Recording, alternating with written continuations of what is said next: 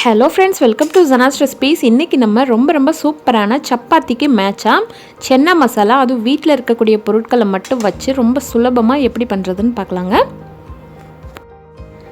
முதல்ல அடுப்பில் ஒரு அடிக்கனமான பாத்திரம் வச்சுட்டு தேவையான அளவுக்கு ஆயில் ஊற்றிக்கோங்க. அதுக்கப்புறம் பட்டை, கிராம்பு, ஏலக்காய் போட்டு பொரிய விடுங்க. 3 பெரிய வெங்காயத்தை நான் சாப்பரில் போட்டு நல்லா சாப் பண்ணி வச்சுருக்கேன். இந்த சென்னா மசாலா எப்படி செய்வாங்கன்னா, வெங்காயம், தக்காளி, பூண்டு எல்லாத்தையும் அரைச்சிட்டு தான் சேர்ப்பாங்க. நம்ம நல்லா பொடியாக சாப் பண்ணனால அது தேவையில்லை. சீக்கிரம் வதங்கிறதுக்காக இப்போவே கொஞ்சம் உப்பு போட்டுருங்க. நல்லா வதங்கட்டும். உங்களுக்கு ரொம்ப திக்காக வேணும் அப்படின்னா மிக்சியில் போட்டு வெங்காயம், தக்காளி அரைச்சிட்டு கூட சேர்க்கலாம். இந்த மாதிரி நறுக்கி கூட சேர்க்கலாம். இப்போ தக்காளி ஒரு 4 தக்காளி சேர்க்குறேன்.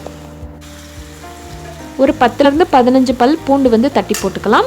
இஞ்சி பூண்டு பேஸ்ட் கூட நீங்கள் ஆட் பண்ணிக்கலாம். இப்போ மிளகாய்த்தூள் கொஞ்சம் சேர்க்குறேன். இது ரொம்ப காரமாக இருக்கும், அதனால் கொஞ்சமாக சேர்க்குறேன். மஞ்சள் தூள் 1/4 டேபிள் ஸ்பூன் சேருங்க. உங்களுக்கு எவ்வளோ காரம் வேணுமோ அந்தளவுக்கு மிளகாய்த்தூள் சேருங்க. அதுக்கப்புறம் மல்லித்தூள் சேர்க்கலாம். மல்லித்தூள் ஒரு 1 டேபிள் ஸ்பூன் போதும். ரொம்ப திக்காக வேணும்னா நிறைய சேர்த்துக்கலாம். இப்போ சென்னாவை சேர்த்துக்கலாம். கொண்டக்கடலை பார்த்தீங்கன்னா ஒரு 5 மணி நேரம் நல்லா தண்ணியில் ஊறிட்டு அதுக்கப்புறம் குக்கரில் போட்டு ஒரு 4 விசில் வச்சிங்கன்னா இந்த மாதிரி நல்லா மலர்ந்து இருக்கும்.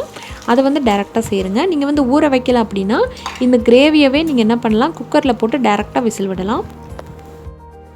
ஃபைனலாக 1 டேபிள் ஸ்பூன் சென்னா மசாலா ஆட் பண்ணிக்கோங்க. இந்த சென்னா மசாலா பார்த்தீங்கன்னா இந்த கிரேவிக்கு நல்ல ஃப்ளேவர் கொடுக்கும். கொண்டக்கடலையை நம்ம ஆல்ரெடி குக்கரில் விசில் வச்சதுனால இது வேகிறதுக்கு ரொம்ப டைம் எடுக்காது. அதனால அந்த தண்ணியெல்லாம் வற்றிட்டு நல்ல ஒரு திக்கான கிரேவியாக வந்ததுக்கப்புறம் இதை ஆஃப் பண்ணிக்கலாம்.